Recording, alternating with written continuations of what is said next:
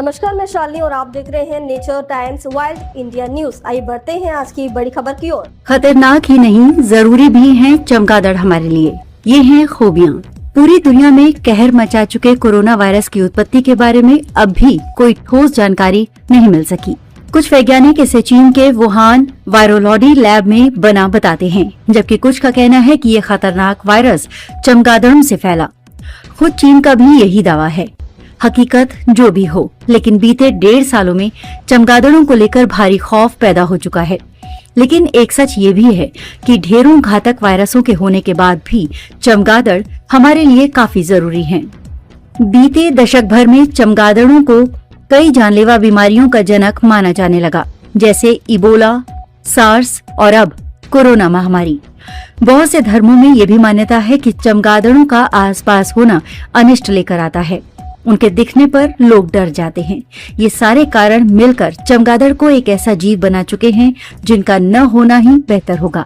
हालांकि ऐसा बिल्कुल नहीं है। चमगादड़ असल में जैव विविधता में अहम भूमिका निभाते हैं। विशेषज्ञों का मानना है कि अगर धरती से सारे चमगादड़ खत्म हो जाएं, तो दुनिया पर बड़ा खतरा मंडराने लगेगा। असल में चमगादड़ों की करीब 1400 प्रजातियां हैं, जो कई तरह के कीट पतंगों को खाकर प्रकृति का संतुलन बनाए रखती हैं। US fish and wild life service इस बारे में बात करता है।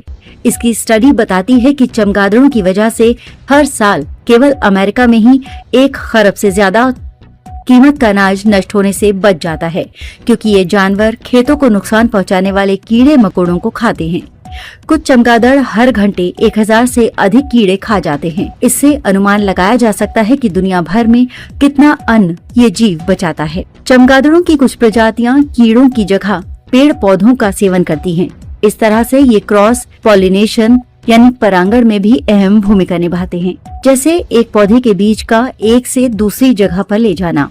इससे फसल की पैदावार अपने आप ही बेहतर हो जाती है। फल फूल खाने वाले चमगादड़ों क्रॉस पॉलिनेशन में 95% तक योगदान देते हैं। इसी तरह से केलों के उत्पादन में भी चमगादड़ों का बड़ा रोल है। एशियाई उष्णकटिबंधीय जंगलों को दोबारा लगाने में चमगादड़ों की यही प्रवृत्ति काम आ रही है। ये फल फूल खाकर उसके बीज फैलाते हैं। इससे कटते जा रहे वनों को दोबारा लगाया जा रहा है। फ्रूट इंटिंग चमगादड़ों की ये आदत अफ्रीकी वुडलैंड में भी काम की साबित हो चुकी है।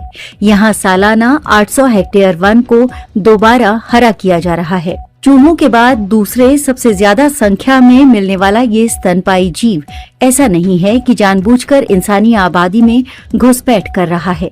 ये जीव घने जंगलों या फिर गुफाओं में जहाँ अंधेरा हो वहाँ रहता है, लेकिन इंसानी आबादी अब हर जगह पहुँच चुकी है और इस तरह से हमने इस वन्य जीव का बसेरा छीन लिया है। यही वजह है कि चमगादड़ों से होने वाली बीमारियां हम तक पहुँच रही हैं।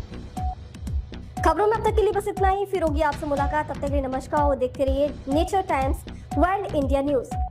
ऐसे ही लेटेस्ट अपडेट पाने के लिए हमारे चैनल को सब्सक्राइब करें और तुरंत नोटिफिकेशन पाने के लिए बेल आइकन प्रेस करना ना भूलें। यदि आप हमें फेसबुक या इंस्टाग्राम के माध्यम से देख रहे हैं तो हमारे पेज को फॉलो जरूर करें। धन्यवाद।